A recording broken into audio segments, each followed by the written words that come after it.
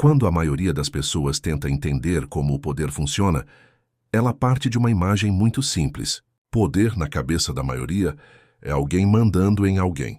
É uma ordem direta, uma autoridade visível, uma figura que aparece, fala, assina documentos e toma decisões públicas. Essa imagem faz sentido porque é assim que o poder sempre foi apresentado de forma oficial. Mas esse é apenas o nível mais superficial do poder.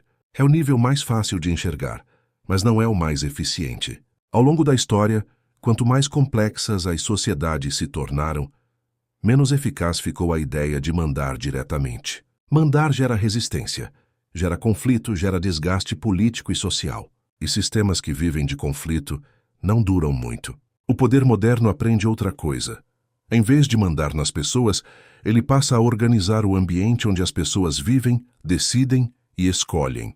Quando o caminho já está desenhado, quando as opções já vêm prontas, ninguém precisa ser forçado. As pessoas seguem porque aquilo parece lógico, normal, natural. É exatamente nesse ponto que surge uma confusão muito comum. Quando alguém percebe que está sendo conduzido sem perceber, a primeira reação costuma ser pensar em conspiração, em um plano secreto, em alguém controlando tudo por trás das cortinas. Mas, na maioria das vezes, não existe uma sala escura cheia de pessoas decidindo o destino do mundo. O que existe é algo mais simples e, ao mesmo tempo, mais profundo. Estrutura. Estrutura não precisa de intenção maligna para funcionar. Ela funciona porque foi desenhada para funcionar. Regras, procedimentos, critérios, rotinas e sistemas vão sendo criados para resolver problemas específicos. Com o tempo, essas soluções se conectam, se acumulam e passam a organizar a realidade como um todo. Quando isso acontece, o poder deixa de parecer poder. Ele não aparece como imposição, mas como organização. Não como ordem, mas como funcionamento normal das coisas. E é por isso que muita gente sente que algo está errado, mas não consegue apontar exatamente o que. Antes de falar de tecnologia, política, moral ou religião, é preciso entender essa camada básica. O poder mais eficiente não é o que manda. É o que estrutura o caminho antes mesmo da escolha acontecer. É a partir daqui que a conversa começa de verdade. Depois de entender que o poder mais eficiente é aquele que organiza o caminho antes da escolha, surge uma pergunta natural. Como isso acontece na prática?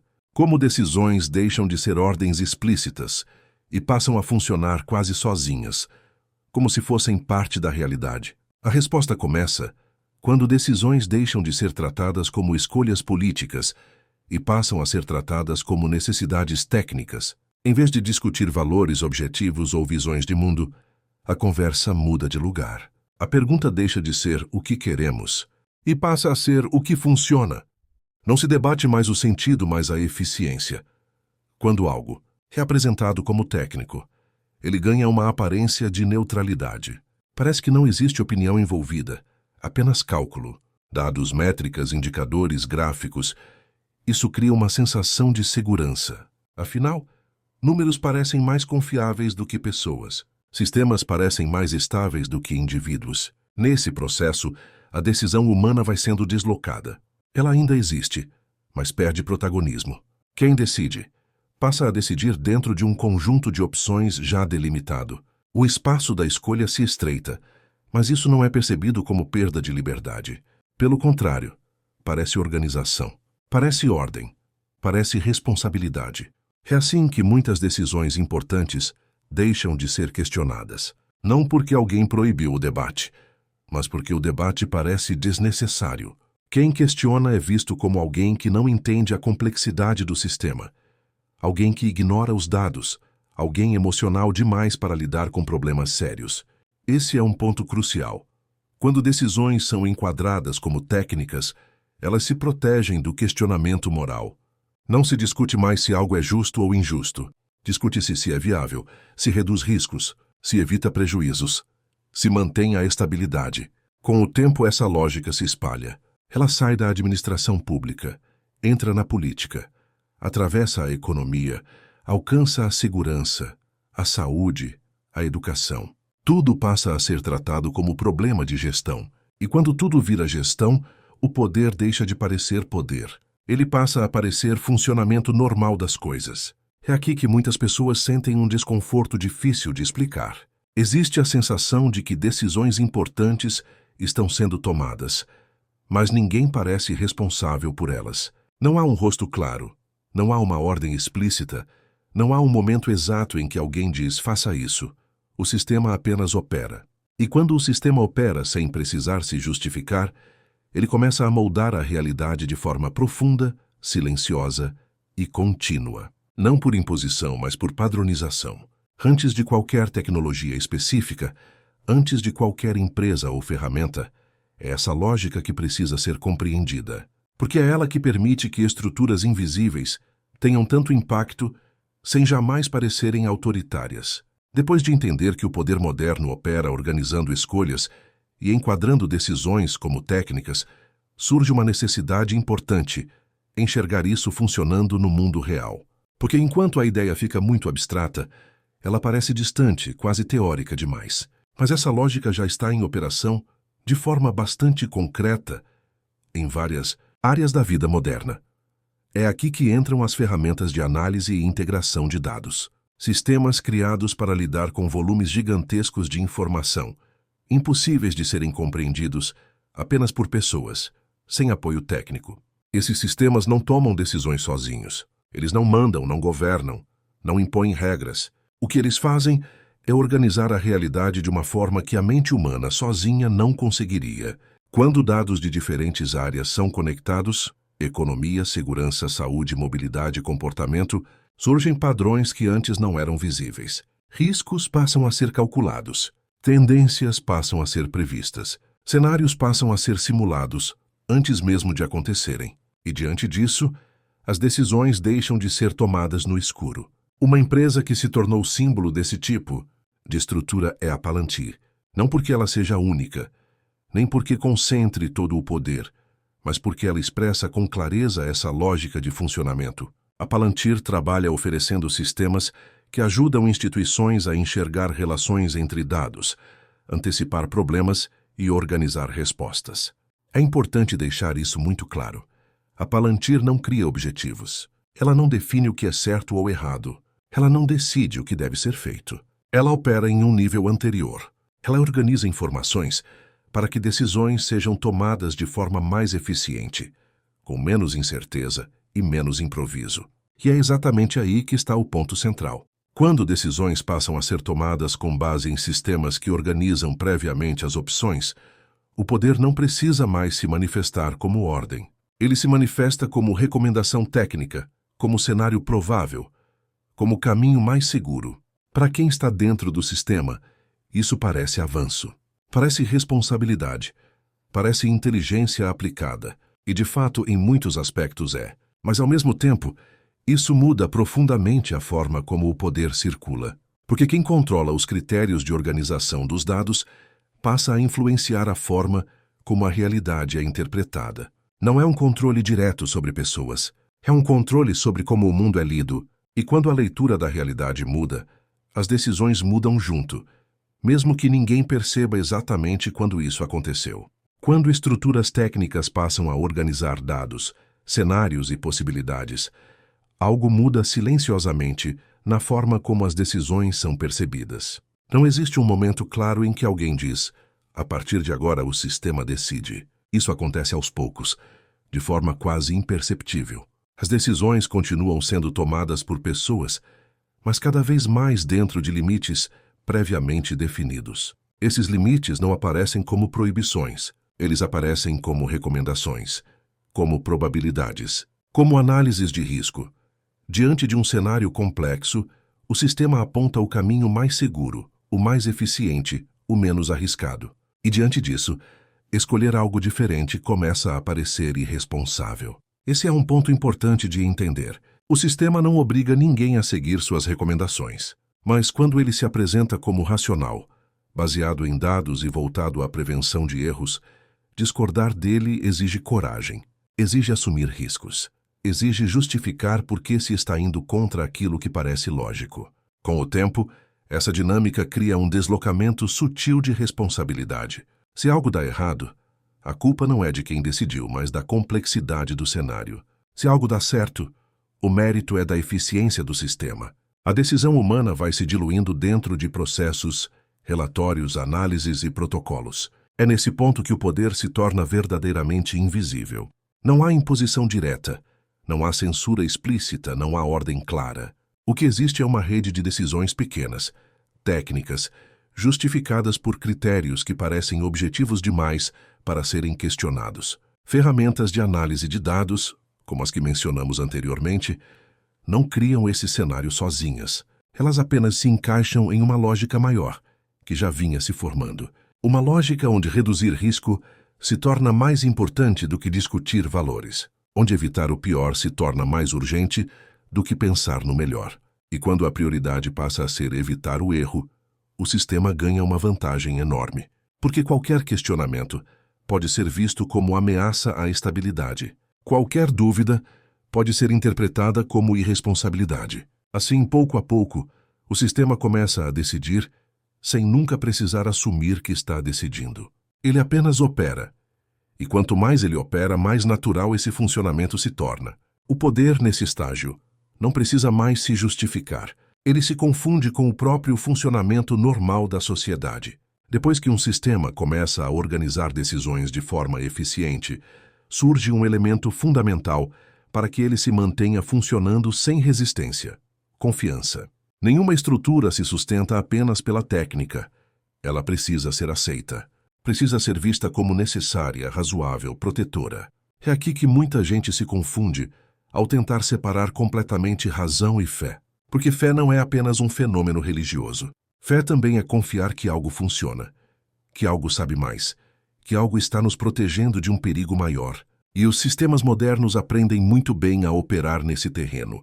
Quando decisões passam a ser justificadas por dados, modelos e análises de risco, cria-se uma sensação de segurança. A ideia de que isso não é opinião é cálculo. Aos poucos, questionar o sistema deixa de parecer um exercício saudável de reflexão e passa a parecer um ato de imprudência, como se discordar fosse colocar tudo em risco. Esse tipo de confiança não se impõe, ele se constrói. E se constrói justamente porque o sistema, na maior parte do tempo, funciona. Ele evita erros graves, antecipa problemas, reduz improvisos. Isso gera uma legitimação silenciosa. As pessoas passam a acreditar que aquele modo de organizar o mundo é o melhor possível. E aqui acontece algo importante. Quando a confiança se estabelece, o sistema não precisa mais se explicar o tempo todo. Ele passa a ser aceito como parte natural da realidade. Assim como muitas religiões não precisam justificar cada dogma diariamente, sistemas eficientes também não precisam justificar cada decisão. Eles são simplesmente seguidos. Isso não significa que exista uma fé cega deliberada. Significa que existe uma fé prática, cotidiana, quase automática.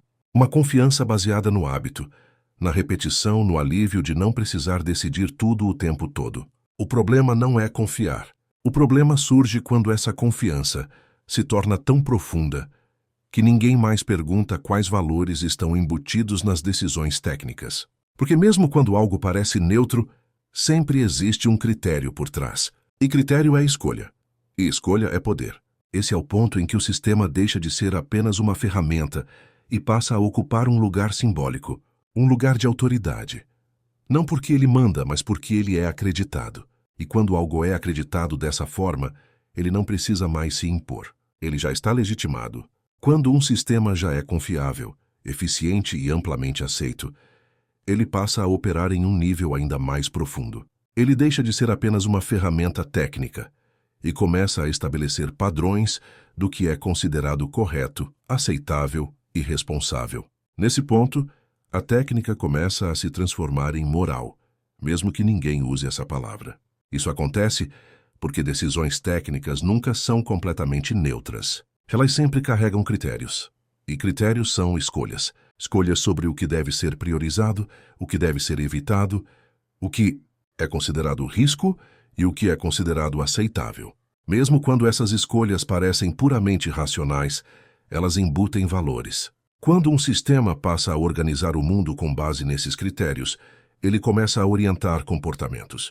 Algumas ações passam a ser vistas como responsáveis, outras como imprudentes. Algumas decisões parecem maduras, outras parecem perigosas. Aos poucos, cria-se uma moral silenciosa, que não foi debatida publicamente, mas que passa a reger o funcionamento da sociedade. O interessante é que essa moral não se apresenta como moral. Ela se apresenta como bom senso, como prevenção, como cuidado, como necessidade. E justamente por isso, ela encontra pouca resistência. Afinal, quem seria contra estabilidade, segurança e ordem? É assim que sistemas ganham autoridade moral, sem nunca se declararem morais. Eles não dizem o que é certo ou errado de forma explícita. Eles mostram o que funciona e o que não funciona. E com o tempo, o que funciona passa a ser confundido com o que é correto. Esse processo é fundamental para entender como grandes doutrinas políticas e estratégicas se sustentam ao longo do tempo. Elas raramente se impõem apenas pela força. Elas se legitimam porque parecem necessárias, protetoras e racionais. Elas se apresentam como resposta a um mundo perigoso e instável. Quando a moral se torna parte do funcionamento do sistema, ela não precisa mais ser defendida. Ela já está incorporada, e qualquer questionamento passa a soar como ameaça à ordem, ao equilíbrio, à segurança.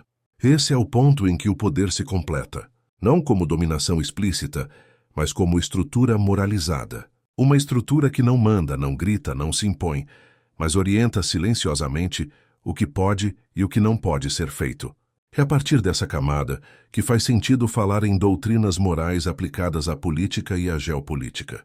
Porque quando a moral já está embutida no sistema, ela se torna uma ferramenta poderosa de legitimação. Ao longo desse vídeo, a gente percorreu várias camadas de uma mesma ideia. Começamos pelo erro mais comum ao tentar entender o poder. Passamos pela forma como decisões se tornam técnicas. Vimos como estruturas organizam escolhas, como a confiança se constrói e como, pouco a pouco, a moral passa a fazer parte do próprio funcionamento do sistema. Nada disso exige um vilão visível. Nada disso depende de um grande plano secreto. O que sustenta esse tipo de poder é algo muito mais simples e, ao mesmo tempo, mais profundo. Estrutura. Estruturas não precisam mandar. Elas funcionam. E quando funcionam bem, deixam de ser questionadas. Talvez por isso, tantas pessoas sintam um desconforto difícil de explicar. Existe a sensação de que algo importante está sendo decidido, mas não há um momento claro de decisão. Não há um discurso explícito dizendo o que deve ser feito. As coisas apenas seguem um certo rumo, como se fosse o único possível. Isso não significa que tudo esteja errado. Sistemas organizados, tecnologias eficientes e estruturas de decisão existem porque resolvem problemas reais. O ponto não é rejeitar isso. O ponto é compreender. Porque compreender muda a forma como a gente se posiciona no mundo.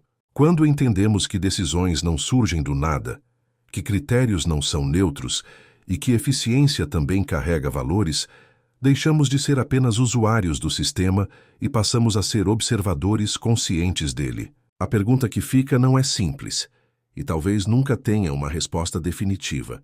Quem define os critérios que organizam a realidade que a gente vive? Quem decide o que é risco, o que é aceitável e o que deve ser evitado? E em que momento essas decisões deixam de ser técnicas e passam a ser morais? Essas não são perguntas para gerar medo ou paranoia. São perguntas para gerar consciência. Se esse tipo de reflexão faz sentido para você, é exatamente isso que a gente constrói aqui nos Sinais Invisíveis. Um espaço para olhar com calma, camada por camada, aquilo que normalmente passa despercebido. Não para oferecer respostas prontas, mas para aprender a enxergar melhor o mundo que nos organiza. Porque o poder mais eficaz não é o que se impõe, é o que se torna invisível.